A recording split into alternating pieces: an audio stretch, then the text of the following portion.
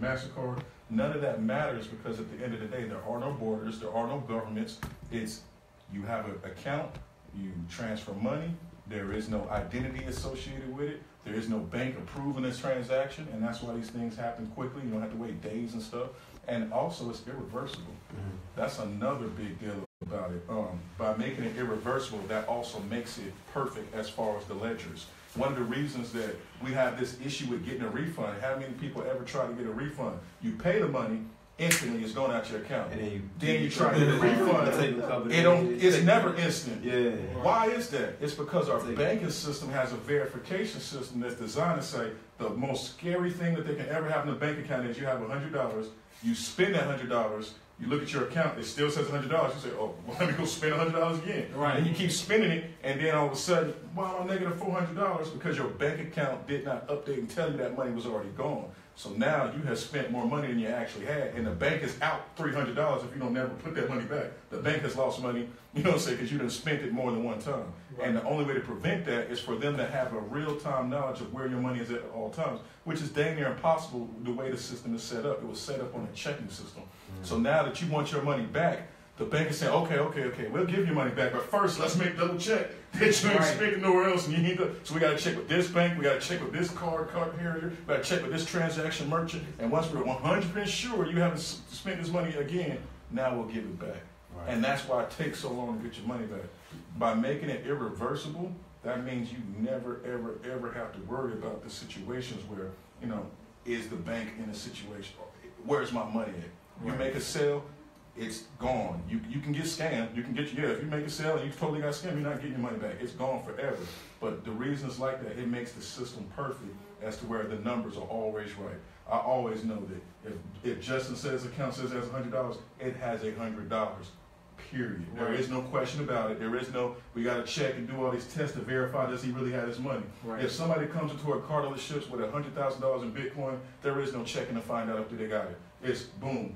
I can swipe it and walk off this car because this $100 will need to be checked. Right. Nobody can go into a bank account and say, well, maybe it's he already spent $100,000 on a house and I can worry about his car before we can catch it. No, it's there. So those are just some of the advantages of cryptocurrency and why it's going to take over the world.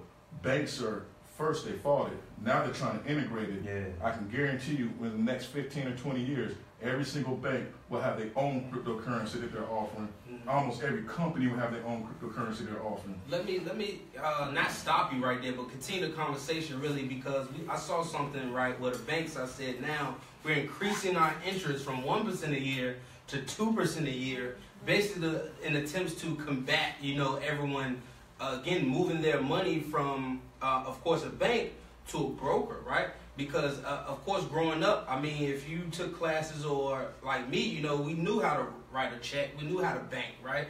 And things like that. But no one ever taught me how to set up a brokerage account. Right. Because a brokerage account is simply a bank, right, that actually allows you to multiply your money in the Forex market where we're getting 100% gain rather than a 0.1% gain, right? So understanding that and that education piece is so important to, okay, well, it's safe because I know where my money is. And actually, you're wrong. I did a video that said, you know, how does one really secure the bag, right? Everyone always talk about securing the bag. Right. You know, everyone goes to work to secure the bag and put it in the bank, right? So is your bag really secure in the bank? You have to know what your bank is doing with it, right? As soon as your money is in there, the bank is taking your $100, making $1,000 and giving you a penny. Right? Simple as that, right? And once I understood that, you know, I became frustrated a bit. I became disappointed, you know, bamboozled, you know, swindled, or something of that nature. Because now what we're learning is to do exactly what the banks have been doing for millions and millions of years, right? As Justin said, you know, working in securities, you know, he saw the bank, you know, he saw a commission that was what, $100,000, $100,000 commission off one trade, right? I know when he saw that, he was like, well, there's something going on, and I need to know about it. That's exactly what I said, you know, and you know, I think, like I said in our last video, exposure is everything. Sometimes we really stay in a place of comfort because we're not exposed to certain things, you know, until you really.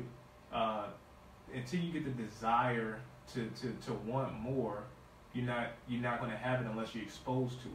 You see what I'm saying? Like if I lived in just in a place where no nice houses or nice cars or ever driven, no nice houses ever built, and if I just stayed in this particular area, right, where everything looked the same, then guess what? I wouldn't have a need for anything outside of what I see. Does that make sense? Right. But once you're exposed to it, it's like you can't. There's something. There's a phrase that I remember. So I don't remember who said it, but it said once the mind is exposed to a new concept or an idea, it can't go back to its original form. Gotcha. And that's what happened to me, when I was working for Wachovia Securities when I was 18, 19 years old. And I was just data entry. I was data entry rep, and I was putting in trades, and like you said, I put in this one trade, and it was incorrect. The commission on the trade was incorrect. And you mess with thousands and millions of dollars, you're gonna hear something that's incorrect. And so, I placed the trade. The commission on it was wrong, and I talked to the trader real quick, went back and re-entered it correctly. But for that moment in time, I was frozen because it was $100,000 that somebody had made on one transaction. And I said, here I am. It made me think about where I was and how much my time was really worth. I said, here I am. Of course, 18, 19, I'm making good money, quote unquote, based on my peers and the people I'm around in my circle, right? $35,000, $40,000 a year before taxes, is good money, $1,000 every other week.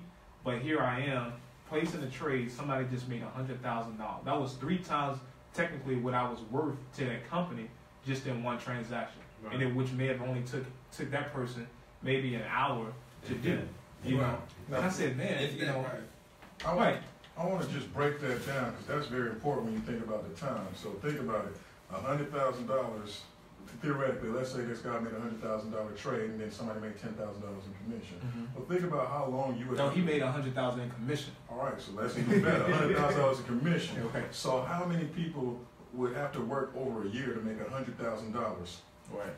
Exactly. I know I would. Right. And so why was he able to make $100,000 in a transaction which arguably probably, let's just say it took a day or two, Right. $100,000 in 2 days versus, a year and some change worth of work and not making $100,000. What's the difference there? Is knowledge. Right. I don't think he's working harder.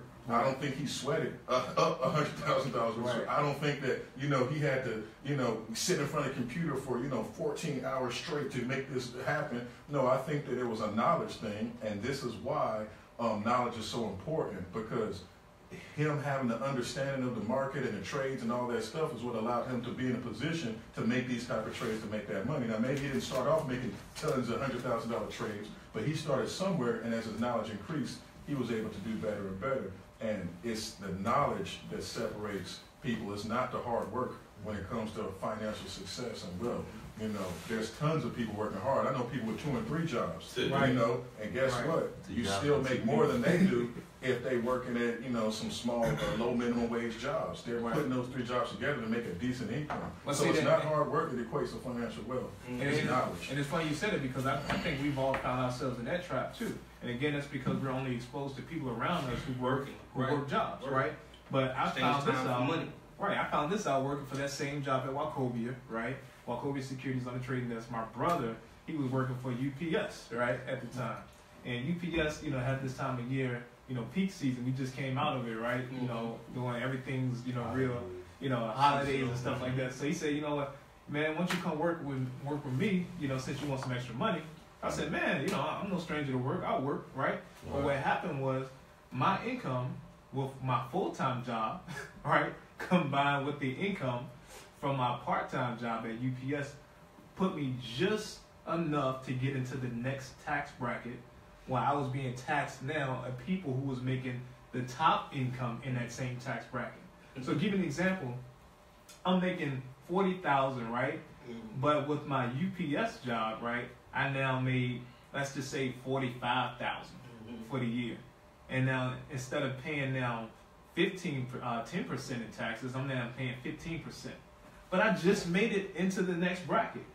With now I'm paying 15, like people who are going from 45 all the way to 65,000 in income. Wow. Well, I don't have 65,000 income.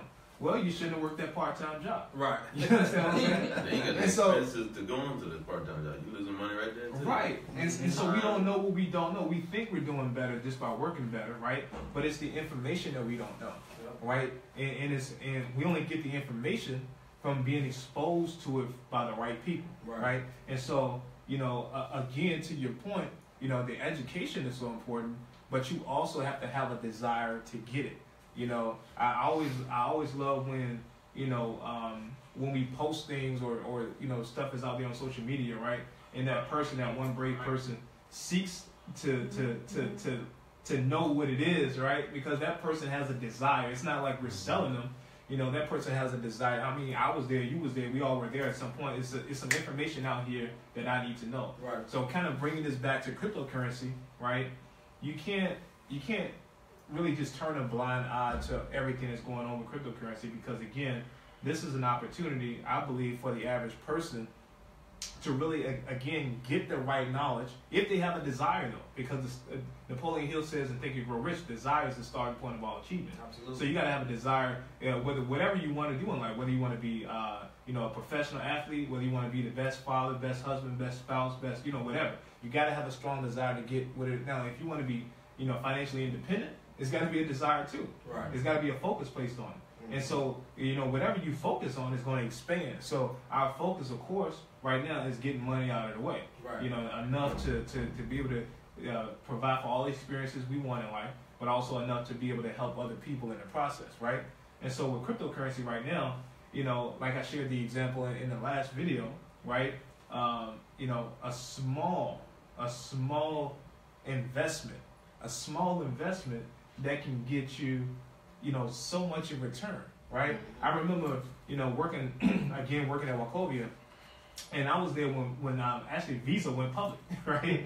Visa went public, and I had the opportunity to actually, you know, to get in before Visa, you know, on the ground floor. But it came out at $21 or $20 a share, right? Again, I you know, I'm like $20 a share. That's like 5 shares at $100 bucks or something like that, right? I couldn't bring myself to part ways with that amount of money, right? Now hindsight is 20/20. If I you know, I probably should have did it, right? But we're talking about now a fraction of that, right? A fraction of that'll give you, you know, 100 times more shares with cryptocurrency. You understand what I'm saying? Yeah, I want to make it even clearer than that. Ask yourself this question: how come you didn't invest in Facebook? Right. How come you didn't invest in Twitter? Right. You know, how come you didn't invest in a lot of companies? And Snapchat. Why you not? But here's why: because you didn't know what that company was going to do. You know now that Facebook is taking over the world. Right. But when you back was on MySpace and people was out there investing in Facebook, you was on MySpace and having no idea that there's the next big thing was right over the horizon, and people was going to be rich overnight, and some of the richest people in the world were going to be some of the investors. As a matter of fact, there's a story about a janitor who was working in Facebook before it went public, and of course, as a janitor, some of his income was shares. Some of his paycheck went back to buying shares in Facebook. So while he's being a janitor, he's accumulating shares as an owner of Facebook. So when that company went public, he owned a healthy amount of shares. He was one of many people who became a millionaire overnight when that company went public. Employees of Facebook who became millionaires overnight because of the stock they owned already in the company. And the reason that people don't make these decisions because there's a lack of knowledge. So we're adjusting, and we're trying to get out there is that we don't want to be the people talking 10 years from now saying, man, I wish I knew Ripple was going to be the #1 currency in the world. Right. I wish I knew that, you know, this funky little currency over here, everybody was going to be using. Yeah, that's happening right now. And the only way to figure out how to be a part of it is to take some time, learn, educate yourself, and look at the opportunities, because there are going to be many millionaires that are made off of cryptocurrency because they were at the right place at the right time. And every single generation, there's a McDonald's, a Walmart, a Facebook, and many of those companies that come and go, and we all had opportunities to put some money in them, but most of us don't because we don't realize the opportunity when it's there. So if nothing else, if it's not us that you learn from, if it's not, you know, maybe somebody who's already investing and learning, take some time and learn for yourself, educate. Let 2018 be the year that you figure out a different way to add income to your revenue stream, and it starts with education. One of the things too people neglect is having money for investing, being prepared for an opportunity, right? Because a lot of people, opportunity runs by them all the time, but they're not prepared. So you prepare before the opportunity presents itself. And obviously, when it comes to finances, you got to be able to invest, right? And so I think a lot of people miss it, is they don't have investment in their budget. They don't have investing capital in their budget, you know, because we're not really taught that. So that's what's being neglected. So a lot of times people say, man, I wish I could, right? And even when we talk about cryptocurrency, I mean, to some people, they can relate it to like penny stock, right? So to really, you can put $10 into something and 10 extra money. And people, a lot of times people say they can't afford, you know, they don't have the money to invest, which may be true, but again, let's look back at what habits are they doing or what are they not doing in order to be a you know, take advantage of that. So, I mean, it's really as simple as, you know, it's been many days where I didn't get a chance to eat, all right? I was busy. How many people ever skipped a meal, missed a meal? And so, if you that person that's saying, you know, I don't have the money to invest or I wish I did, you know, skip a meal. That's $5 there. You skip 3, 4, 5 meals that week. You got $25 you can throw into something like an IOTA or a Ripple, right? And then what happens a year from now? Let's say worst case scenario, it tanked or it didn't go off according to plan. You lost out on $25, right? You only lost $25. Literally, you only lost a couple meals, and honestly, some people can lose some weight. So you still won, right? You skipped that meal, all right? You saved that money. You invested in something that was high risk because there's not a lot of history to it. But at the same time, you still win because you took that chance. You was able to have that money set aside for that. And that's really where people got to put themselves in a position too. Because the only people that are really making those millions right now in cryptocurrency are the people who had millions before cryptocurrency. There are a few visionary people who say, man, I ain't going to miss this $1,000. It's not doing anything but sitting in the bank account. Right? And I'm not going to touch it anyway, so I'm going to pretend I don't have it. When I invest in cryptocurrency or Bitcoin when it was $100 a coin, you know, now a millionaire. So again, if you put yourself in a position where you know you can set aside money and not need it, not miss it, right? That's called risk capital. And you put that into your budget, and you have the ability to take advantage of things like this when they arise. Who knows, even outside of cryptocurrency, you might have somebody who come up with a phenomenal idea of making a theme park in Florida, and you have a vision that, you know, it's going to be huge. And that's what Walt Disney said, you know, decades ago. And a few people, one guy I knew personally, he said, man, the buzz came around about this guy named Walt Disney who wanted people to invest in his theme park idea. He said, and I did it, and a lot of people said I was stupid. So I took my money back out. Just a way to kind of piggyback what you're saying. You miss 100% of the shots you never take. Now, this is a nice little quote I came across I like to think about. You miss 100% of the shots you never take. And another way to kind of look at it, like you said, with the investment thing, Dr. Seuss has got a well-known story about that. I mean, almost everybody heard of Dr. Seuss. I'm pretty sure he taught a lot of kids how to read, myself included. First look at read, like green eggs and ham. You know all the way through. You know what I'm saying? And as soon as you figure out how to read that one, you go to the next one because it's so simple. You know, Dr. Seuss got turned down 28 times. 28 times before somebody took one of his books and said, you know what, let me take a swing on this, whatever this is, this Lorax and these funny creatures and these weird drawings and this little funny, corny rhyming scheme. I think kids will like it. And look what happened. Same thing with Power Rangers. Power Rangers was a TV show in Japan that was a mediocre TV show.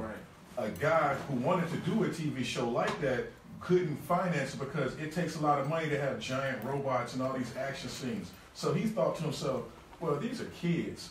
I can just take the scenes from there. I can buy these cheap cutout scenes. I can just take these clips and then I can do a little acting and do a real cheap acting gig and set up and make an actual TV show. And he shot Power Rangers around so many people, and everybody said, man, this is crazy. You're gonna take clips from old Japanese kung fu robot movies and put in some new stuff and mash it together and think the kids gonna like it? And he said, yeah. And as you know, the Power Rangers movie just came out a couple of years ago, and this man been making money for 20-something years off of Power Rangers. So it's funny you mentioned that, and I'm going to piggyback off of something you said and you said. So basically, one of the things I was really listening to you saying is people are not really prepared to invest, and that's based on the habits maybe that they have or their priorities, right? And so again, you know how you have to really, you have to determine what's important to you. You know, like on our last session, we talked about people just don't prioritize the same things, right? And so, you know, saving up, you know, for my future may not be a priority of mine. You know, because we live in a world of instant gratification. You know, I'm worried about, you know, I'm worried about what's important right now. Right? Can I invest in something to get paid today? You know what I'm saying? Especially something that's gonna make me feel good right now. Right. If I buy, like I said, if I buy this food or I buy this steak dinner, I'm good right now. Right. Or like we talked about the Jordan aspect of things. I buy these $200 sneakers. Guess what? I look good right now. I look good right now. I feel good right now. Right. Mm-hmm. And so a person really that's an investor, the whole idea to invest is to hold on to something for the future. Right? If you can get your mindset around, and I don't care, you know, because a lot of us, we're investing, but we're doing it unconsciously. You know, when you're investing your time into something, you could be investing your time into the wrong thing. You're investing your time into watching TV, right? What's the return on that investment? You understand what I'm saying? You might be full of useless knowledge. That's the return that you're going to get, right? By investing your time into watching Housewives of Atlanta or whatever it is people watch. I don't know what they watch, right? But I'm saying you're investing anyway, right? But you have to look at the return that you're getting on an investment. And for me, when I started watching what I was investing in, right, and started investing in myself, that's when, you know, I started really being focused on what I was investing in.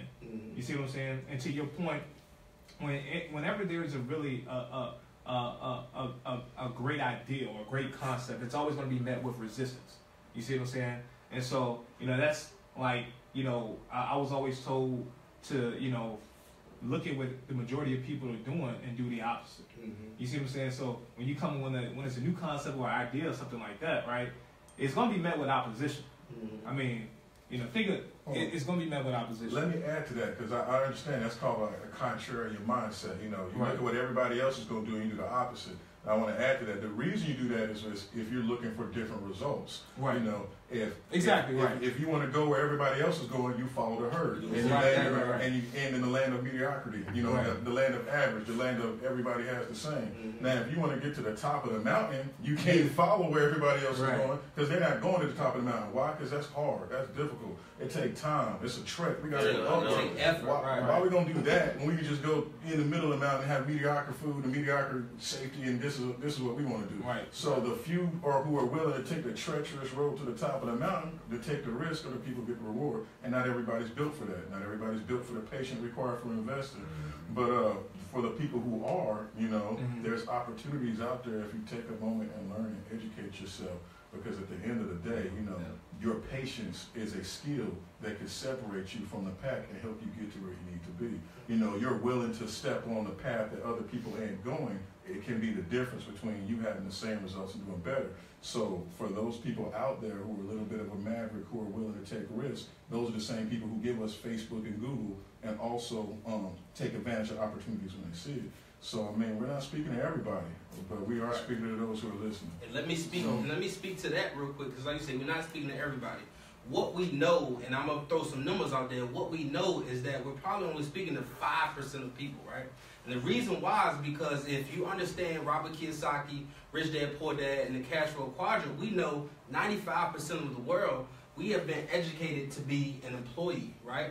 Or to actually own a business, to be a hairstylist, you know, self-employed, things like that, right? Or to own a job, right? That's 95% because that is what we've been taught, and that's what's normal for us, right? But within that 95% of the population, we only control 5% of the wealth that's out there, right? But however, on our right side of the quadrant, where 5% of the population live as business owners who own a system to save yourself time, effort, and money, and also as an investor or trader, less than 1% of that 5% live. But guess what? They control 95% of the wealth, right? And the reason is because another number I want to throw out there is 85%. 85% of the population have a fear of failure because they fear the unknown, right? That risk is uncomfortable, right? People make these New Year resolutions, right? In order to get to that resolution, you actually have to make yourself uncomfortable. Because if you're still living in your comfort zone, how are you going to extend past that? How are you going to take that risk, right? Everyone's scared to take a risk. I know people right now, again, our job worked in the call industry, you know, at a higher level. You know, I know people with $50,000+ in their savings account and are scared to spend $100 on an investment. Right? And I'm like, why is that? Like, you're really not going to miss that $100, right? Some of them actually go to the bar and spend $100 in shots, right? But hey, I don't know. I don't understand it, right? And that same $100, right, based on certain shares could easily be $1,000, right? So I told, like I said, one of my friends that, you know, they told me, hey, man, I don't have this money to invest, right? Next time I see them, got these $300 shoes on. I'm like, well, Dream, you know. But again, that wasn't investment money. That was shoe money. But it was an investment. Their investment wasn't something that's just not going to actually make them more money, you know. And I understand it. My difference is that the same $200 I put in crypto is now almost an $800 investment. You see what I'm saying? So I say that to say this is that we have to actually take a chance. We have to take that risk, right? In investing in anything, shoot, when you get in your car and drive, you're actually taking a risk, right? But again, what risk, all right? And how do we educate ourselves with the knowledge and the right information and also the right people, right? That's going to add value to us, that's going to help us along that line. And that's why meeting of the masterminds is so important, so we can have these type of discussions. It's funny you mentioned that because, you know, we got a couple new mastermind members. I like to call them new mastermind members here. I ain't gonna put y'all on the spot. The camera's not on y'all, so y'all good. Well, we got Shauna. Shauna is a business owner, entrepreneur. I met Shauna some time back, and we connected. We connected right away. You know, I supported her business, and I got a tremendous amount of value out of her business. And you know, I know you guys are just kind of sitting back and listening and observing. And you don't have to add any input, you know, just kind of be a fly on the wall if you would. And my friend Ray, you know, Ray's really big in the community, really, you know, have a passion really just for bringing the community together. But he's also an entrepreneur, you know, and, you know, but you guys are here today, right, just because, you know, you may have seen something, heard something attracted you to, you know, to be here today. Right, and I think that's the whole genesis of seeing and moving forward to that next step. So, you know, Shauna, if you could first just kind of, you know, you don't have to give me your whole background or whatever, but I mean, share whatever you know you would like to share, you know, or you know, because I know you've had an interest in cryptocurrency, right? But you're also you know in the insurance space, so you know help people with their you know, with preparing for the future.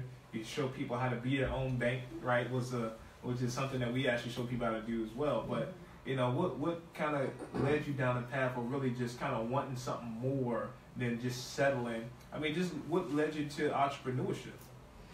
Well, that's interesting. That could be a long story right there. I'll make it short. Okay. So, as you said, my name is Shauna Everhart.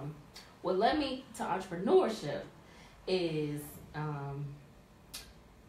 basically being released from many different jobs. Okay. You know, and basically being released from them. Because before I got to doing what I was doing now, I was in, I started out in high school as an administrative assistant, working for the state. And then some kind of way I got into collections. Being a collections rep. And so I did that for several different companies, got released from a lot of those companies. Wow. Basically because I had too much information. Like I was like, this isn't right. You shouldn't, this shouldn't be happening. You know what I'm saying? Wow. And I would speak on it, and then they'd be like, okay, you know too much, you gotta go. We gotta let you go. But so after that happened so many times, and the last company I worked for, I don't know if I should say the name or not. It's a big bank. I would just say it's a big bank. I was doing collections for them. And as you know, it was a call center. I don't know if y'all are familiar with call centers, but they have this current system. So if you are so many minutes late, or if something happens or whatever, you know, So anyway, I was on my last little straw. My car broke down, you know, and nothing I could do about it. Right. So that day, when I was late and I came into the office, and they were like, you know, come to the big conference room or whatever, and everybody was in there. I was like, okay, this is it. Right. So, you know, they were like, yeah, pack up your stuff, you know, pink slip. I was like, okay. But in that, I felt such a relief. Wow. You know, it was like, I was just like, yes, finally. And the whole car ride, like, back home, because I had to get a new battery in my car that morning. So the car was running real good. Right. You know? So I was like, yes, you know, the whole car ride home, I just felt relief. I was sitting there thinking about what my next move was gonna be, and it didn't have nothing to do with working for nobody else. Wow. You know, so I was just like, you know what? Now, had you already explored entrepreneurship before then, or what was your mindset? Because the average person, they just lose their job or they get fired. They're gonna be in a state of fear, in a state of, oh man, what am I gonna do? But what do you think led you to get to this point where you felt just so released, and it had to be a different mindset? I mean, right. I think a part of me had always felt like I would do my own thing, you know. And so that relief for me was just, I can't remember per se, but I think I probably was already kind of looking into doing my own thing. So for me, that was kind of like the confirmation that I needed to go ahead and just really get that going. Right. You know, so I did that, and actually when I started out, I had my own virtual administrative business, and so I was doing that, and you know that was going pretty good. Freelance work, you know, connecting with different clients all across the country. Actually, that's kind of how I got my business number, because everybody's like, you're in Richmond, how you get a Georgia number? Right. I had a client in Georgia who needed me to have a Georgia number, so I just, you know, ended up, and I kept the number. So, but anyway, so, yeah, and I mean, it went from there, and then I got introduced to the credit information. It worked, you know, I did it for myself, or I went through the process to have it done for myself. Because I didn't personally do my own. The person who introduced me to the information did it. You know, and they were like, you know what, this will be really good for you to make some money, blah, blah, blah. And at the time, I wasn't really thinking about that. You know, I was happy with my little virtual administrative business. I was just like, okay, whatever. But this person was adamant on teaching me this information. And they would come and they would call me and quiz me on stuff and, you know, look up this law and do this and do that. And I was like, okay. So you had a mentor? I had a mentor, per se. You can say that if you want to. I was just, like I said, at the time I wasn't really interested, but they wanted me to be interested, so, you know, I played along, I guess.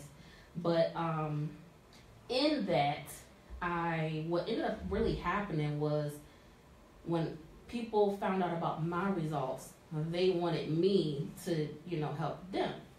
And this guy was already teaching me this information, so I would do it for them. They would get results. They would share it with other people. So I would have people calling me like, hey, can you do mine? Can you do this for me? And so I really didn't have any intentions of going into the credit repair industry. Wow. It was just kind of the way it happened. You know, something I always say was just like divinely inspired, because nothing in my brain said, ooh, go do credit repair. Right. You know, but it came to me, you know, and in that I actually started making more money than my virtual administrative business was doing. So naturally I was like, okay, let me focus more on that. Focus more on that.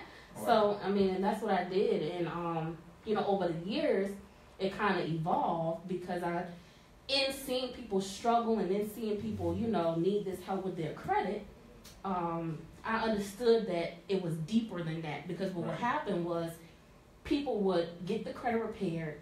A year later, they're coming back like, hey, can you do it again? And I'm like, you know, I appreciate you coming back, but I don't want to see you come back. I want you to, you know, learn and progress and make some different changes. So in that, it made me say, you know, I want to learn more about finances myself so that I can help other people help themselves. You know, so I don't have to see people coming back to me as far as the credit is concerned. You know, because at the end of the day, I don't want you to come back. You know, I want you to empower yourself with knowledge so that you know, improve. So that's interesting.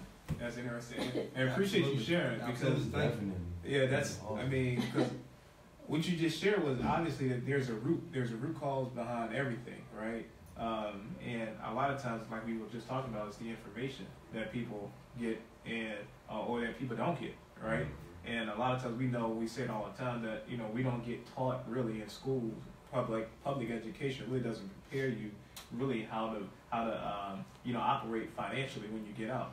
You know, that's why most, you know, kids or adults graduate with you know, mortgages before they actually own a house. That makes sense. And so you're really set up to fail in this traditional public system. And I'm not bashing, you know, education. You know, I think education is wonderful, but I think self-education is actually better.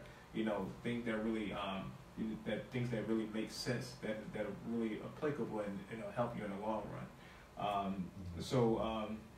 Ray, like I said, I'm not, you know, I don't want to put you on the spot, man, but you know, appreciate you coming out today, man, and absolutely. And you know, me and Ray, we went to school, played ball together, and I was always impressed with, you know, with your story and the things that you did. I know you went up to Fordham, you know, put yourself in a different environment up there. You know, it was that was a private university. Went up there, made some connections, and I moved we were attempting to partner back. You know, on the bench. I mean, he had an amazing idea, amazing concept, and it was really just service and helping the community. But you know, and when I heard that you were trying to, you know, when you were aspiring to do that, it put me in the area of entrepreneurship. You know, and led me there. I said, man, you know, that could be a great entrepreneur or step into entrepreneurship for you. But I know your heart was just in the right place with really just you know, serving the community. So which is life, right? Yeah, okay. Life. I mean, again, you know, thank you for inviting me. Meeting other man is definitely something that I think I've been needing for a while, and I'm pretty sure that others that are gonna join us maybe one day are gonna also feel that refreshing feeling that I have just being in this environment.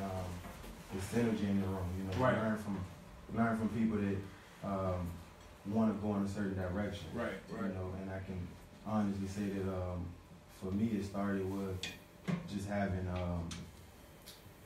people that wanted more, but just didn't know how to get it. What's your name? Travis. Like my brother Travis just said, that 95% that just were conditioned to just work.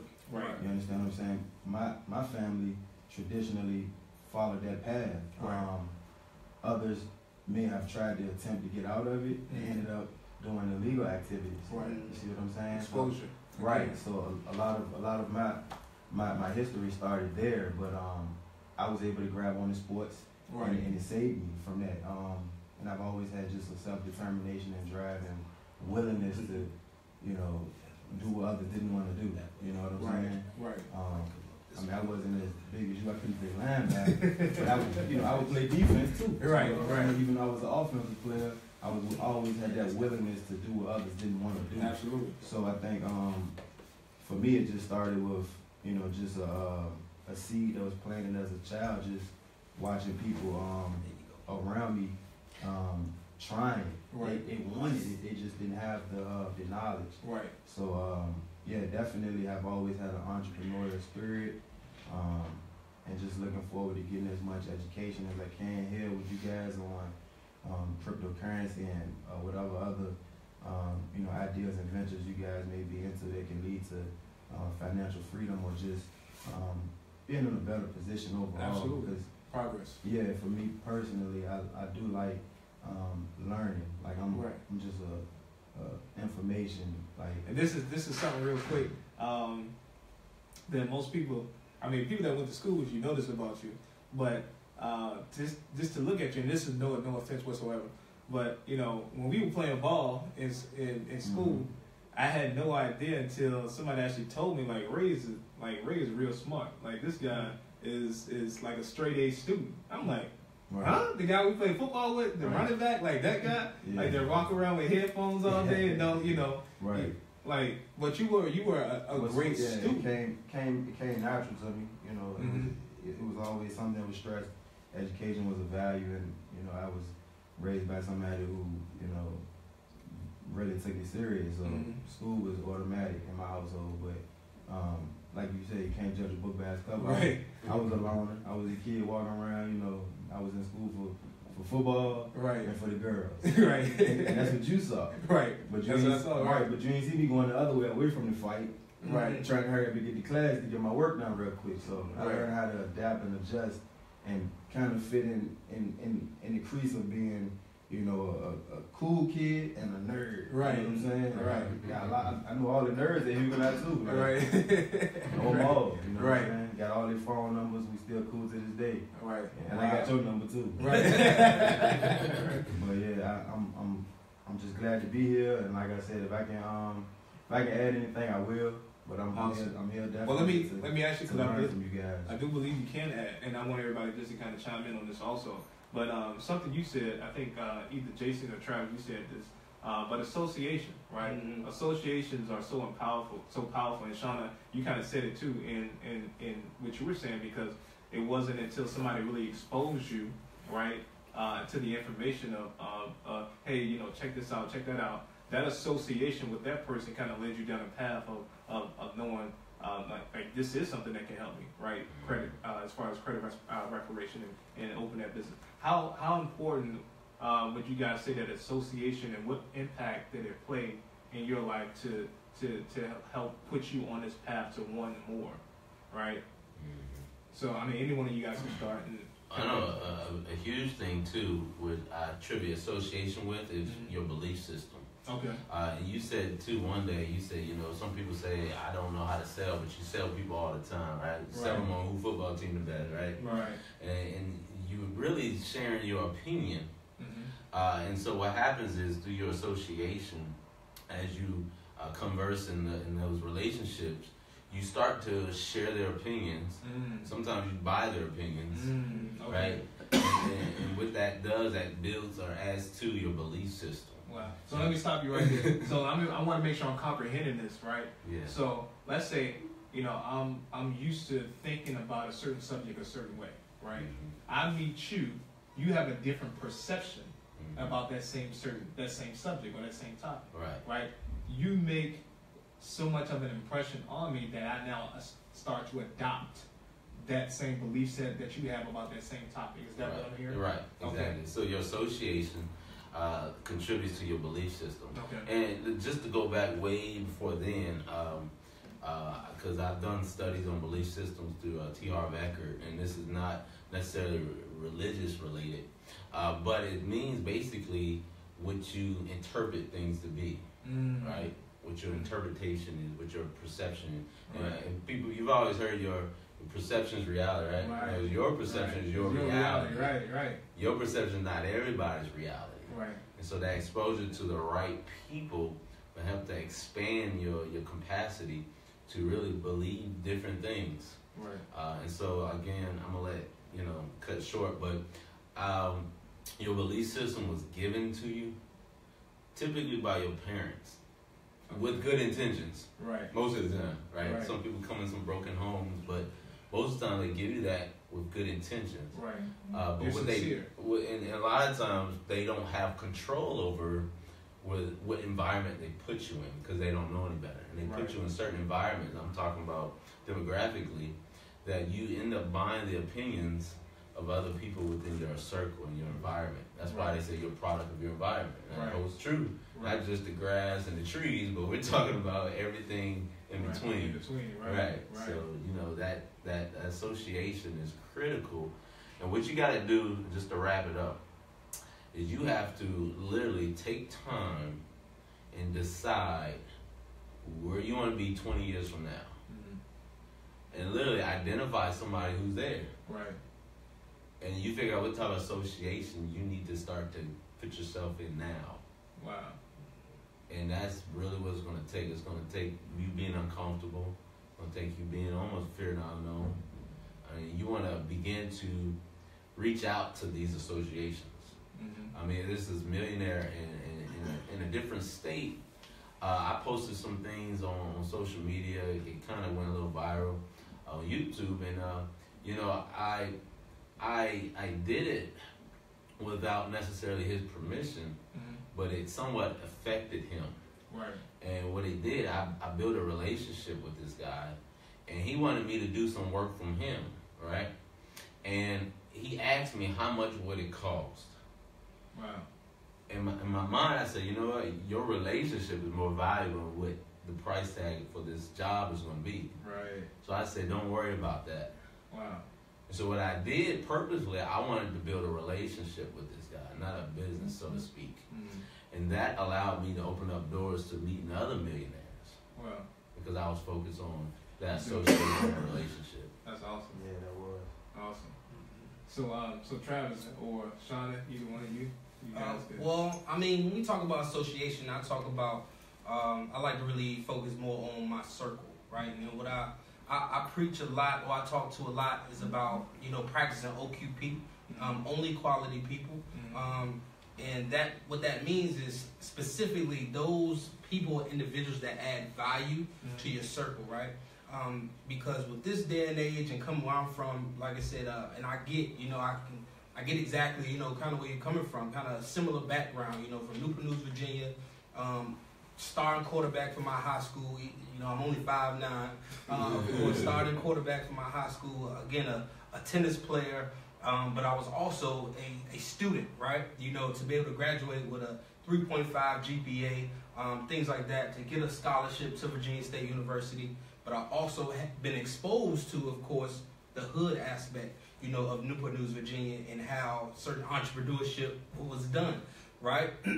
So what I realized that I was hanging around those people because that's what I was exposed to. That's what I looked up to. You know, these are the people that got the money, the cars, the clothes, and the girls, right? Because that's what, you know, I thought was important at the time. That's what I was exposed to. This is important to me.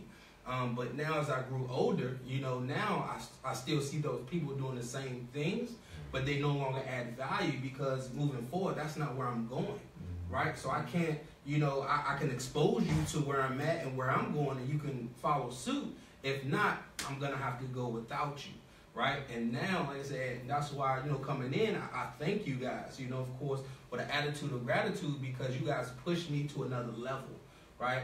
To another level that I want to go to. You add value. When I say, hey, I want to achieve something, you don't say, hey, you can't do it. You got to say, how can I help you do it? Right. You see what I'm saying? And that's what quality is. You know, it's a law of attraction, right? You know, how we talk to each other. And I'm pretty sure, like, you guys' names are millionaire in my phone, you know, because I see that in you. You guys see that in me. And that's the path we go on. Right. So if you surround yourself with those type of people that's going to add that value, that's going to add that quality to you, with the law of attraction, you're going to receive it. You're going to continue to give it off and impact others. You know, not on a negative, because a lot of people say, hey, someone can't do it because they don't believe they could do it. Right. You see what I'm saying? And that's what I think about an association. And like you were saying, really exposing ourselves to people like David Emanitier, Mr. Johnson, Ms. Felicia Johnson, and those individuals that's actually where my next steps are, you know, and take that advice, mimic what they're doing, emulate what they're doing, right? Because what I won't do is emulate someone that's still on the corner, you know what I'm saying? Because that's not where I want to go, right? That's not what I want to be around. You know, that's not my vision anymore. That's not my future, right? Just for example, you know, you wouldn't, you know, see a homeless man and say, hey, can you give me some financial advice? Right? You wouldn't. No one would do that, right? You want to go to the millionaire to say, hey, how did you get there? Because that's where I want to be. Right. And a lot of people are so stuck in their ways, or so afraid to approach someone. And like I said, it costs you nothing to show love, to show respect, to ask for assistance, you know, to be vulnerable. But again, practicing OQP is important. And I think 2018 should be filled with, you know, really defining your circle, right? You know, the people that are around you, do they add to you or do they take from you? That's powerful. That's powerful. I think that's something, you know, key right there that most people don't do. They don't really evaluate their relationships to see what they're actually getting from people. Right. And a lot of times you can be getting toxic information or toxic feelings, toxic energy from people, and you don't really understand how that investment is really, you know, weighing on you. Right. And so I think that's key. Something you said, just, you know, really looking at all the relationships that you have, and really having that tough season of separation from some people, some things, some experiences, some places, some, you know, a lot of things. You know what I mean? Yeah, so, right. And so, you know, that's going to allow you to grow. You know, I remember when I had to do that. You know, one of the things I did was, you know, was stop looking at TV. You know, 2000, I believe it was 2011, you know, I heard a multi-millionaire, he said, turn off the TV for 30 days, right? And I was like, turn off the TV for 30 days? What kind of crazy stuff is that, right? I'm like, I can't turn off the TV for 30 days. Right. But then, and this is crazy, I'm going to come back to that. So he said, if you can turn off the TV for 30 days, then I know you want to be a millionaire, right? And I said, man, he ain't better than me. I can turn off the TV for 30 days. It was Evan Haynes, right? Oh, yeah. And so he said, turn off the TV for 30 days. So I turned off the TV, and, you know, I just started finding other things to do, right?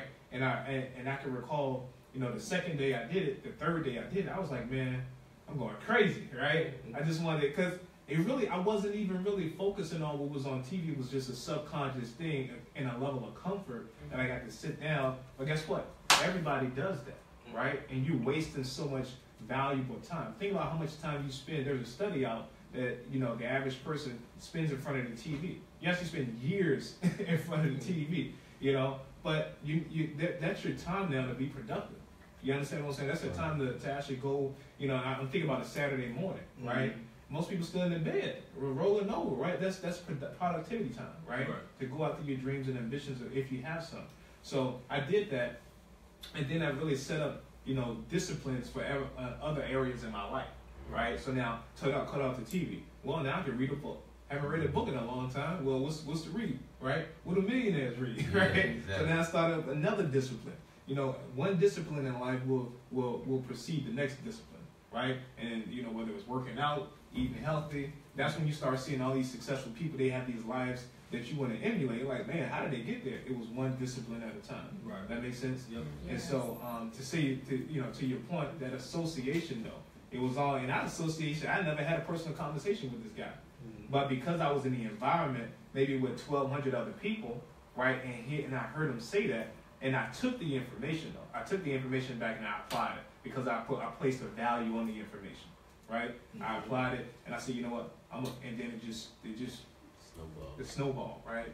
And so, Shauna, you know, your association, coming back to you, right?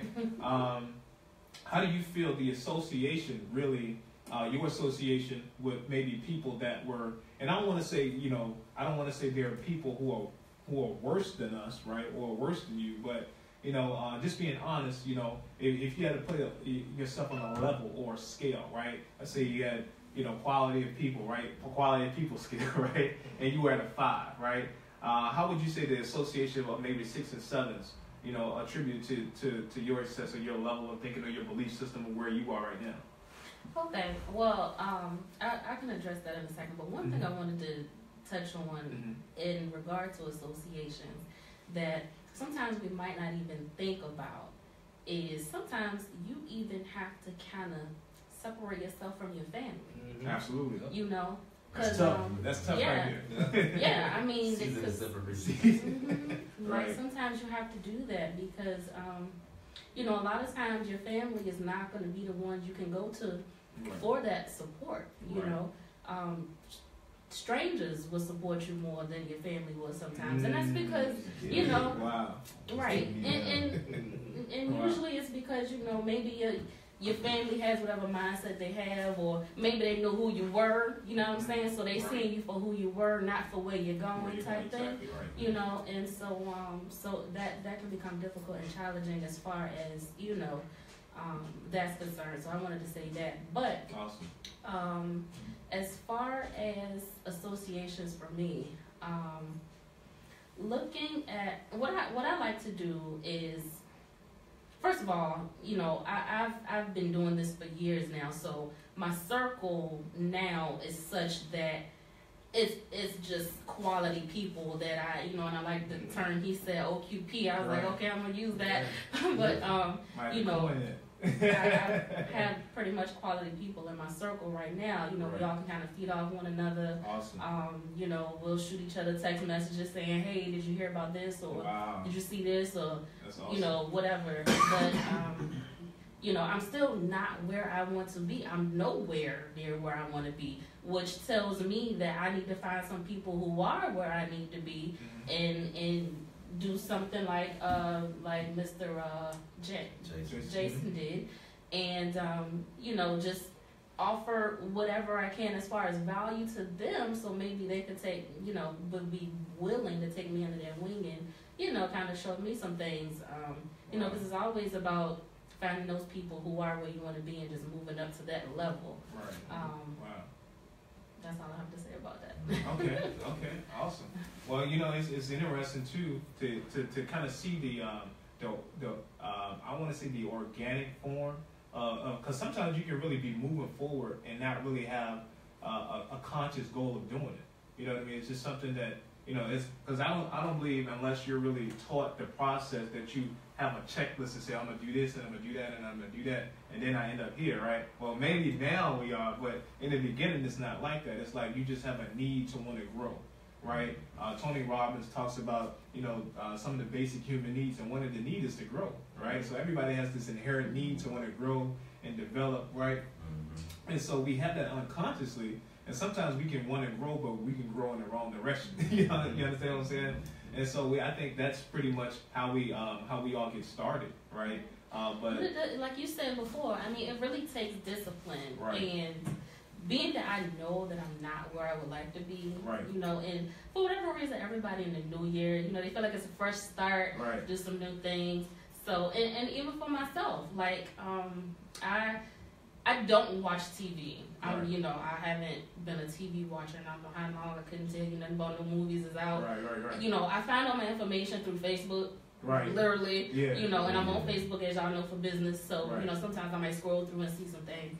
But aside from that, what I do, look, I lost my train of thought. Discipline. Thank you.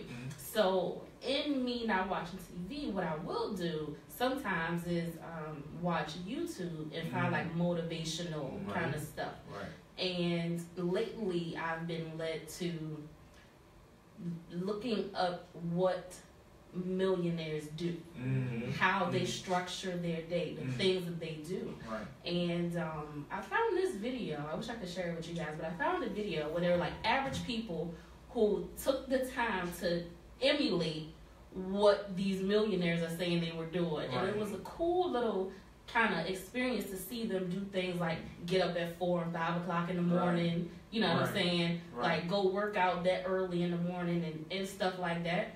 And write a journal, keep, you know, make their goals first thing in the morning. So I said, you know what? I said, I'm going to do that. I'm going to try to do that, discipline myself, you know, to do that. Because my thing is I can't stand to get up early. I'm just like, I feel like let my body get up whenever I'm ready to get up. And I mean, usually it's about 8, 9 o'clock in the morning, right. You know what I'm saying? But because I homeschool my kids too, I don't like have to be anywhere, you know, right. I work for myself and they don't have to go to school. So right. It's just like, usually I get up at about 8. But now, as far as discipline, it's like, okay, because I understand, you know, 1, the early bird gets the worm. Right. 2, you're not going to get to where you want to go if you don't do some things you know, right. That's uncomfortable and that right. you haven't done, you know. So I said, I'm going to get up at 5 or 4 or 5. I always set my alarm clock for 4 because I know it's probably going to take me about an hour to really get up. Right. You gotta warm it up, gotta warm it up. Right, exactly. So, Right. yes. And I mean, it's just been an experience. Some days I miss it, you know what I'm saying? And some days I turn that alarm off and I'm like, forget this, I'm going to sleep until I wake up. And some days I actually, you know, I'll get up. But the thing about it is every day I make the resolve to do that. You know, I don't give up. I'm like, just because the day before I might shut it off and didn't wake up until 8, 9 o'clock, you know, doesn't mean that I give up. You know, the next day I get up and I try it again. And so in me doing that, I mean, I've been a lot more productive. You know, it's just taking that little small step is like, you're able to get stuff done early in the morning when everybody else is asleep.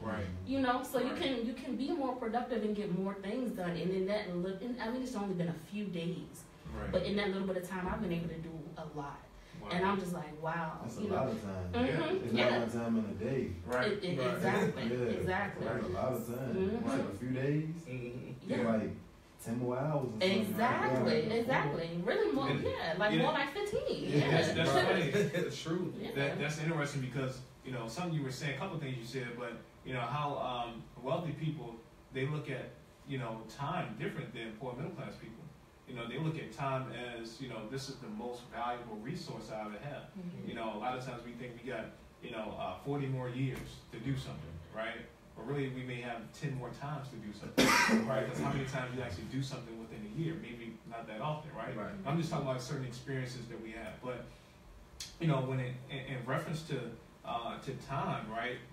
One thing I heard that really kind of, and we talked about this last session too, is that, you know, that first decision that you make of the day, right? You know, and which is to get up in the morning, right? Whether you roll over and hit the snooze, or whether you take that 5 seconds and boom, you know, and get up. It's, again, that's another discipline, right? That's going to set you on the path to really, you know, put you in a mentality of either 1 or 2 classes. You know, the poor middle class, or the you know, the average, or, you know, the rich and wealthy that operate differently. You know, the person who is success driven, goal driven. You see what I'm saying? And a lot of times those people, they don't even really need an alarm clock to wake up. You know, their energy is so high that they just, you know, it's routine. It's like boom. You know, they get enough sleep. You know, sometimes they only get, it was another study that says the body only really needs about 4 to 5 hours of sleep. You know what I'm saying? And it's like sometimes we oversleeping and getting tired because the bed is just draining our energy. You know what I'm saying? So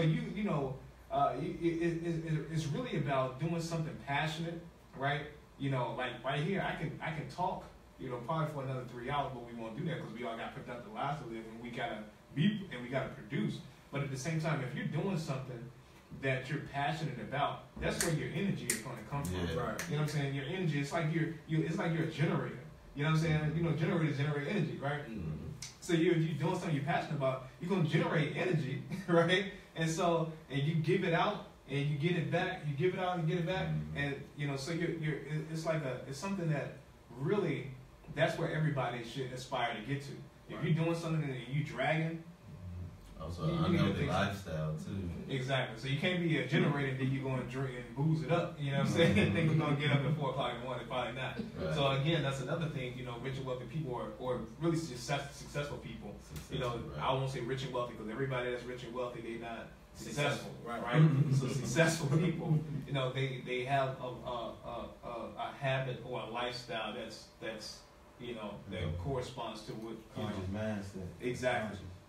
So, you know, one of the things I wanted to say too, just kind of bringing it back to you, Ray, was that you know, I knew you when you went up to New York, right?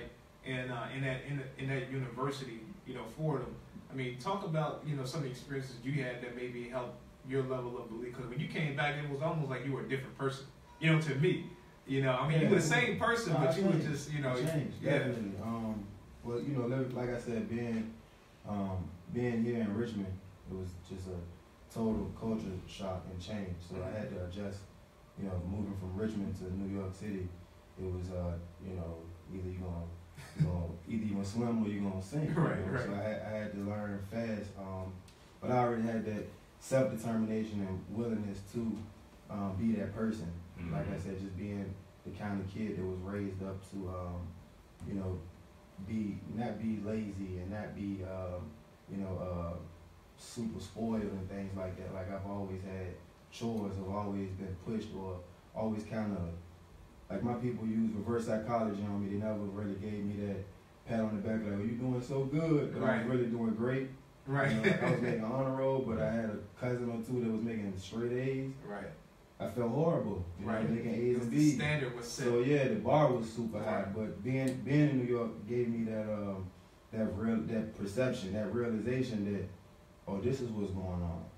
This is how people actually live their lives. Right. Like this is how you become a successful person if you want to not even just play sports or make a lot of money, but just be happy. Be happy, right? Just be just be free. Right. Just the normal things to enhance your quality of life. In terms of health, education. You know, you have to educate yourself if you don't know. Right. And coming from people that they wanted it but may not have known, Fordham allowed me to be around people that did know. Right. You know, so it did change me. I would come home on breaks and people would say, Ray changed. You know? Right. Oh, Ray, it was. Right. Yeah, Ray different. I'm like, yeah, I did change. Right. I thought I went through all that just to stay the same. Like, right. Sound like a Jay-Z lyric, right? Yeah, exactly. Or another Jay-Z lyric. He said, my parents didn't have anything, so it started with me. Right. Right. Gotta make that shift. Right. So, you know, as an entrepreneur, as a person with an entrepreneur spirit, it did start with me. You know, my family worked, and you know, that's it. You know, get a job and go home, pay bills and stuff. But nah, I mean, I was exposed to more. Fordham allowed me to see a lot more, broaden my horizon. So, yeah. So let me ask you this: do you feel a personal responsibility to take it a step further? Because, and what I mean by that is, I think a lot of times, you know, if we're under the false belief system of we need to do exactly what our parents did, then we'll keep it there. Meaning our parents work hard, so we're going to work hard. Our parents had a job, we're going to have a job, right? But I think certain people who are successful, you know, think about the progression, right? So meaning, you know, my dad didn't have a problem working hard. He taught me hard work through his example, right? So I'll always be able to provide for my family. I'll always be able to work hard. But, you know, progression, taking it to another level, not just working hard, but now learning about money, learning how to invest, learning how to, you know, so do you have a... Absolutely. Okay. That's what brought me here. I think people don't realize that a lot of times when you live around people that are not conducive to the future that you see for yourself, it holds you down. So I'm very much so conscious and aware that I'm gonna have to separate myself from family, friends, or people that, you know, like a lot of my friends, like, why you move back to Richmond? Right. You know, like, why you move back? What's there? You know? But like you said, I'm very passionate about the community, my community, and I'm very passionate about my family and my friends. And being a young black male who benefited from being a student athlete, I felt the responsibility as soon as I graduated from Fordham. Like, oh, I got to show other kids how to do that. Yeah. So that purpose. Yeah. So that's how ACE came about. Exactly, I remember. Yeah. Yeah, and you know, my life has always been about trying to do something other than help myself. Right. But you know, I do want to be a stepping stone in my family tree to kind of like propel other generations. So yeah, I mean, absolutely. Sometimes you just gotta like, maybe, I don't know, change the number, change the address. Right. You know. Well, it's real. I mean, it's hard as it is. Some people never can make that step. I mean, they can, but they never choose to make that step. Right. And I think if you're going to be successful, you know, you got to identify those relationships. You're going to have to make that. You're going to have to make that season of separation. And it's only for a season, you know, because it's really, you know, when I think about it, it's like that parachute. You know, all of us been on the plane, right? And the flight attendant, you know, she's going through the things, but they say, you know, if the window busts open or something like that, right? If it happens, right?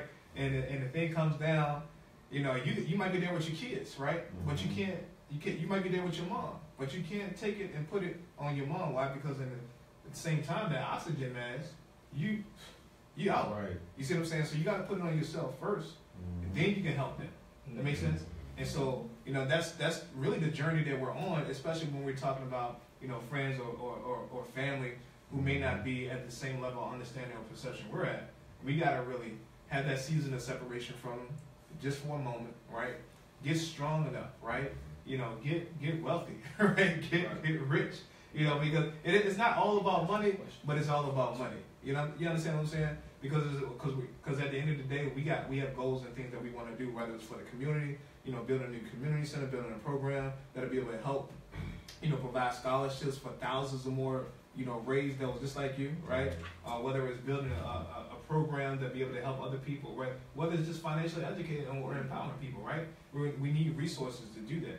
And so you really have to be somewhat selfish in the beginning, right, to get strong enough to come back and help the other people. That you remember Jose Ardone? Okay. Jose Ardone, just to give you a brief. Right. Foreign immigrant, picked up a trade. He wanted to live the American dream. Right. And he worked hard, and he got exposed to the right people and realized that there was an industry where he could be a multi-millionaire. Right. So he began on his journey to really be associated with that type of environment.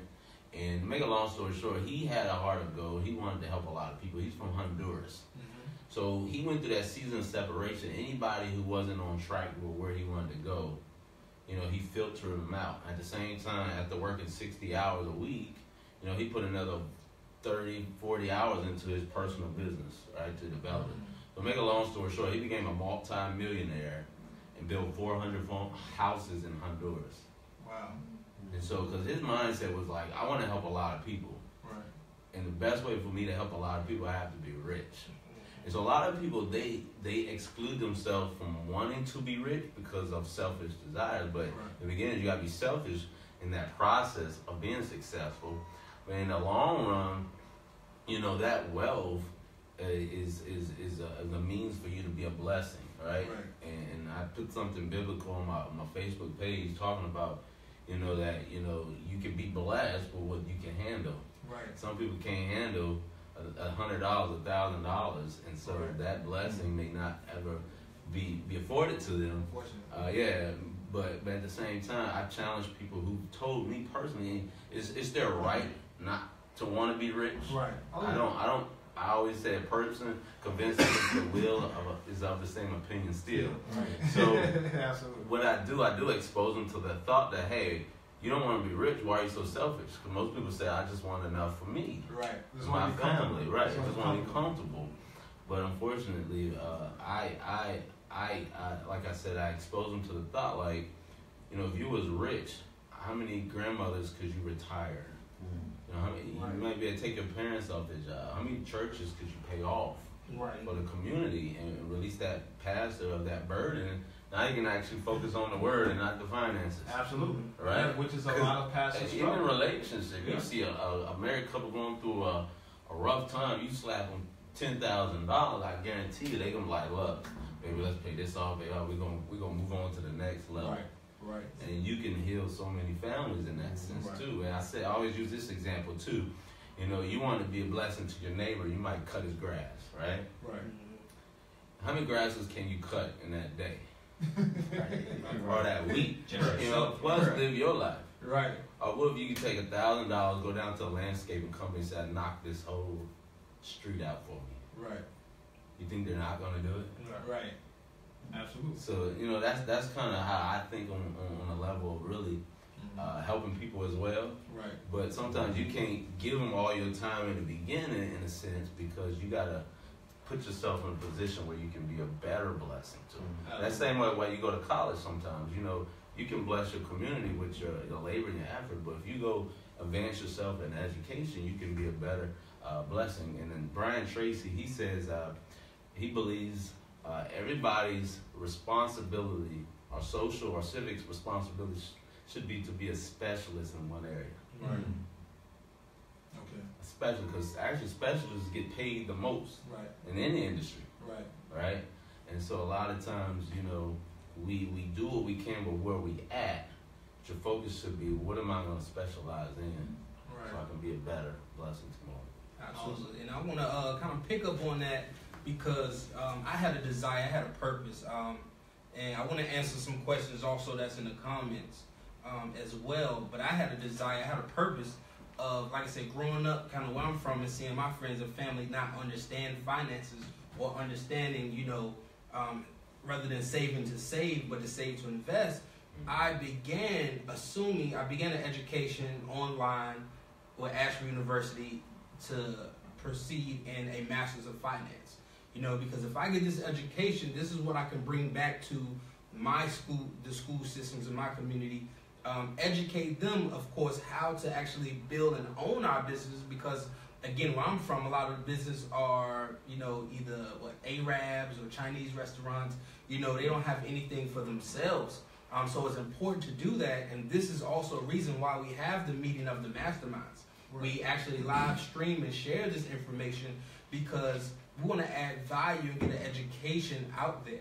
And I want to answer kind of one or two. We got about 3 or 4 questions actually in the chat. I want to kind of go over one, bringing back the knowledge of kind of what the banks are doing with our money. I kind of want to just speak on that real quick, because what the banks have been doing, actually what governments have been doing, what hedge funds and mutual funds have been doing, is actually taking the money that we put in, right, and investing it in the foreign exchange market, right? Right. So basically, again, taking our U.S. dollars, right, exchanging it to the Japanese yen, for example, then exchanging it back once the exchange rate or price goes up or down based on what their trade was.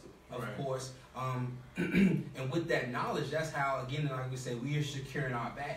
We're securing the bag because now I know where my money is and what my money is doing and why, right? You see what I'm saying? And now we're delivering the educational system and background where not only can you do what the banks do, but you're able to keep 100% of your return, right? And with the cryptocurrency and how cheap it is to, in certain cases, to buy thousands of shares, right, at 14 cents, and how to make thousands and some millions in certain cases is possible because 10 cents to, you know, again, $1 based on how many shares, it's a possibility, yes, millionaires are going to be made.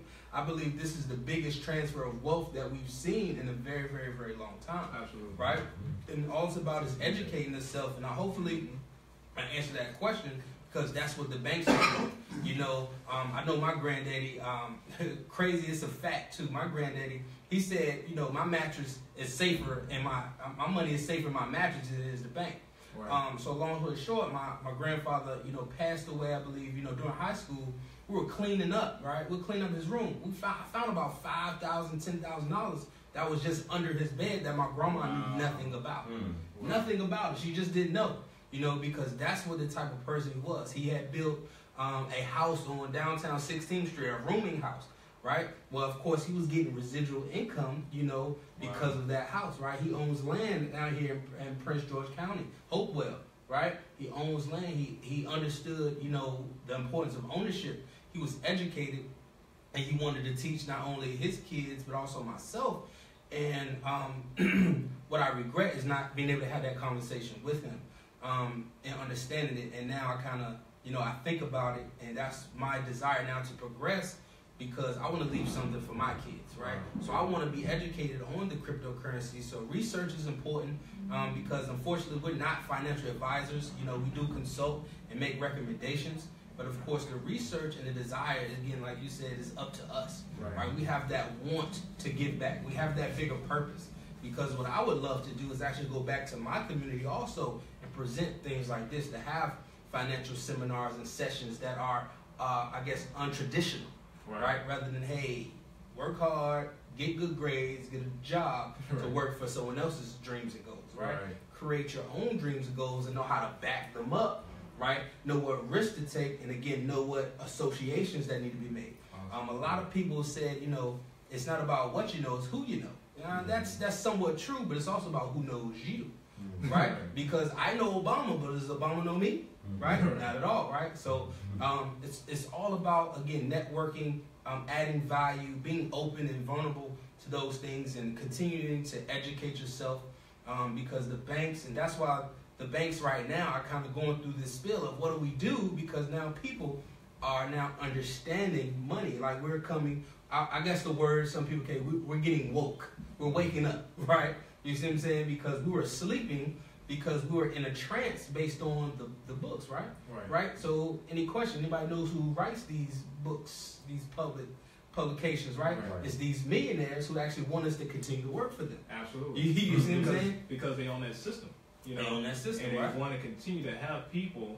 Because if you think about it, we're gonna jump to this question right here in the chat also. Mm-hmm. But if you think about this system, right? The system is set up, right? If I own banks, right? If I own the public education, if I own, you know, all these institutions that are set up for my children and my descendants to run for generations, anything that threatens that institution or these type of institutions, right, is going to be a threat to what I'm setting up for generations to come. Does it make sense? And so, but if I want these institutions to keep running efficiently, I need people to run these institutions. I still need an indoctrination of people that come through this pipeline of believing in one thing only. Working class people. Classism. Exactly. That's classism, right? Right. And so if we break this thing down from a perspective of how the educational system was produced, you know, by Horace Mann and adopted from from modern day Prussia, which is now. You know, we're not gonna go that far, but guys, you gotta look at it. Yeah, we're gonna have to turn the camera on that. But we got a question in the chat right here. Someone says, Quincy says, should I stop saving my money in a bank that pays less than pennies in interest? Okay, I'm gonna let Shauna take that one because Shauna, she's looking like she's biting at the chomps for that question. So Shauna, go ahead and take that one. Yes, I think Justin already knows how I feel about that. I say this a lot, but I can't tell you, I'm not going to tell you a yes or no to your answer or your question, but what I'm going to say is, if you know that the banks are giving you a fraction of a percentage on your money, and you have been made aware of systems or platform that will give you 10 times that much, wouldn't it make more sense to place your money into those vehicles as opposed to placing it into the bank? Because my friend right here, Travis, has already made you guys aware what the banks are doing. You know, he said the banks are just taking your money and they're investing it themselves. Right. So basically the bank is acting as a middleman. So, I mean, I guess I should be looking this way. The bank is acting as a middleman. Right. So, do you really want a middleman between you and your money? Right. You know? Right. So, I mean, when you can take your own money, invest it yourself, and you pocket that money. Right. Because right now, the banks are taking your money, they're investing it, they're keeping that money and giving you a fraction of a percentage. Right. So, it makes more sense to just cut them out. You take your money, you invest it for yourself, and now you get to keep the earnings that you've made from your investment. Right. So that's what I'll say on that. You make the decision whether or not you feel like it makes sense to keep your money in the bank. Now, Shauna, real quick, because we're both in the insurance, we're licensed agents also. IULs, if you could run down, just a quick comparison, right, from someone who wants to save long term, because sometimes people don't do better because they don't know better. Right, and we were all there at some point, right? But what is another way, that a person can take some money that they're saving, that they're hoping to save for maybe retirement, right? And they can do actually better with some other non-traditional forms of saving. Mm-hmm. So, in that regard, a great vehicle, if you're someone who is concerned about risk, you're not sure about investing, you don't know how to do it, you know nothing about it, a great way to get started and get your money invested, begin saving for retirement and everything, is actually with the use of an indexed universal life insurance policy. And what that does is it actually removes you from, or removes your money from any risk of you losing it. So as you know, if you get involved in the stock market or trading or anything like that, if you don't know what you don't know, so if the market crashes when you're in that particular industry or in that particular field, then your money, you could lose your money if you don't pull it out in time as far as the investing goes. But as far as using the index universal life insurance policy, you will never lose your money that you have invested into the indexed universal life policy. Your cash value, it won't go down. So if the market's down, you don't lose your money. When the market is down, you just won't earn any more money at that particular time, but you never lose what you put in there. When the market goes up, of course, you begin seeing that interest on your money again. But it's a great hedge, basically, against whatever might be going on in the market. You're protected from any negative aspects of it. And it's a great way for you to be able to see your money grow. It's a great retirement strategy that's secure, grows tax deferred and everything like that. So I think I answered the question. Absolutely. Okay. So, and just to piggyback on that, because a lot of people don't know that they think of life insurance as just life insurance, right? I only need it for if I'm about to die. But no, wealthy people actually use these life insurance policies like the one that you're naming and as a way, as a tax shelter to grow their money. Right. And they can actually pull that money out later on if they have a project, kids are going to college, they can just, it's their money they're putting in, right? And it's growing and they can actually take it out. Right. So it's better than just a savings account that you're now allowing the bank to use to multiply their money and they're paying you less than 1% interest annually, right? Right. And so I just appreciate that. But we get ready to wrap this up, guys. I want to hand it back over to Mr. Hanna so he can talk about the call that we have tomorrow and any last thoughts or anything that anybody wants to, to share or add value before we close this call out. But we appreciate everybody watching. But Mr. Hanna, if you want to talk about the crypto launch we got tomorrow. Absolutely. So again, a lot of our Forex and crypto education came not just from us kind of seeking it out ourselves, but a lot of it came from a company called iMarkets Live. Look on the timeline, you'll see some information about that as well. But tomorrow, officially, we're going to do the launch of really participating in the cryptocurrency market. And one thing I want to bring out too, when people hear the word cryptocurrency, the root of it is encryption. Right. Which means secure or something that won't allow other people to kind of hack. And so that's what cryptocurrency is a encryption of digital currency of value. And so our company actually exposes people to the knowledge of cryptocurrency and allow them to learn how to trade it versus just buying and holding, which has some value to it as well. But when you learn how to trade it, you can actually benefit from the value increase and the value decrease. Absolutely. As well. And that's what a position you want to be in, because there's going to be a whole lot of fluctuation in the value, especially with being a kind of new age in a sense. And so tomorrow at 10 p.m. Eastern, 7 p.m. Pacific time, we're going to, iMarketsLiveOfficial.com is what you want to tune into. We're going to post this flyer on our page as well. You definitely want to tune into that to get the next level. These two gentlemen on the flyer, the CEO has over 2 decades of trading in multiple markets, being very, very profitable and successful at what he does. He literally teaches millionaires how to trade. And Mr. Jason Brown, as you see to the right, he has a 6-figure portfolio with cryptocurrency is concerned. I've seen the screenshot. He has dozens of currencies, over 6 figures, and he's definitely on a leading edge. And not only that, they may also reveal some of the information concerning us getting involved in the mining element of cryptocurrency. So that's huge too. And so again, join us as we embark on this journey of really taking advantage of the financial revolution. That's really what we like to classify it as, because it's beyond cryptocurrency. It's involved in a lot of things, but it's definitely a financial revolution. So with that, I guess we'll be ending this session, and definitely stay tuned for the next one.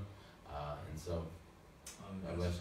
Well, let me. Well, actually, I'd like to talk about, because I know we brought up a lot of things of emulating or doing things that millionaires do or successful people do. My opinion on success really is, you finding something that's worthwhile and you achieve it, right? No matter what that is. If you want to be a doctor and you become a doctor, you find that you are successful, in my opinion. One thing that I've learned, a millionaire said this, write down your dreams and goals and see them. But really took me over the top was, me being a football fan, of course, a Dallas Cowboys fan. Hopefully everybody still love me after that. Is the NFL's best running back in the world, Emmitt Smith, had actually stated that every day he actually wrote down his dreams and goals. As you can see, I got a 3x5 index card. 3x5 index card, and we actually look at this every day. That states, I am so happy and grateful now because I have already received ... Whatever that may be to you. I challenge everyone that's actually looking at this to actually start this right now and actually look at it about 2 to 3 times per day. And again, what is in it for you at the end of that? If you reach your dreams and goals, mine say, I want to get to a position to make residual income between $5,000 and $10,000 a month. I'll be able to take my family on vacations every 6 months.